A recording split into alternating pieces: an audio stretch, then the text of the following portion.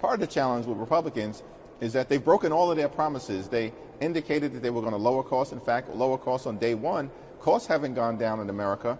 Costs have gone up. Housing costs are through the roof. Grocery prices through the roof. Electricity bills through the roof. And now, because my Republican colleagues refuse to extend the Affordable Care Act tax credits, we know tens of millions of people are about to experience dramatically increased health care costs.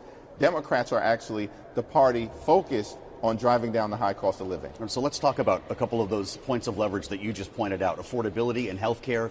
Many would argue that it's kind of the same story here. President Trump has been saying that affordability is a Democrat hoax, a Democrat con job. Does that mean you do not have Republicans on board with you in reforming health care or extending Obamacare subsidies? It appears that way. It's unfortunate that the president's position, which is the Republican Party's position, is that the affordability crisis in the United States of America is a con job and it's a hoax.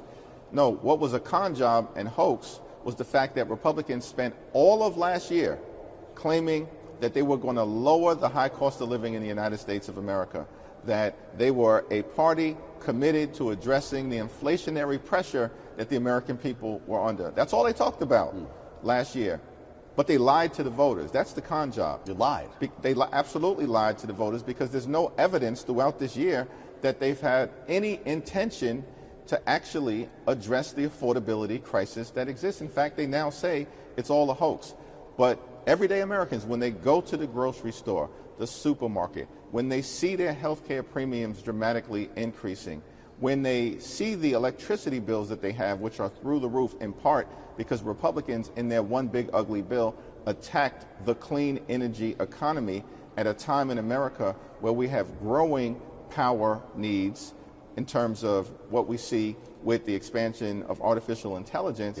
It's all extraordinary. So Republican leadership has made it clear they have no intention to extend the Affordable Care Act tax credits, and that's very unfortunate. You know what the White House would say? Hold on, Leader Jeffries. This president's been working overtime to cut deals to lower the cost of prescription drugs. Does he deserve credit for that effort? We haven't seen any evidence that prescription drug prices have gone down in any meaningful way. What we have seen are that the Trump tariffs are out of control. They've increased costs by thousands of dollars per year on everyday Americans, and they've created an uncertain environment for businesses and corporations throughout the country.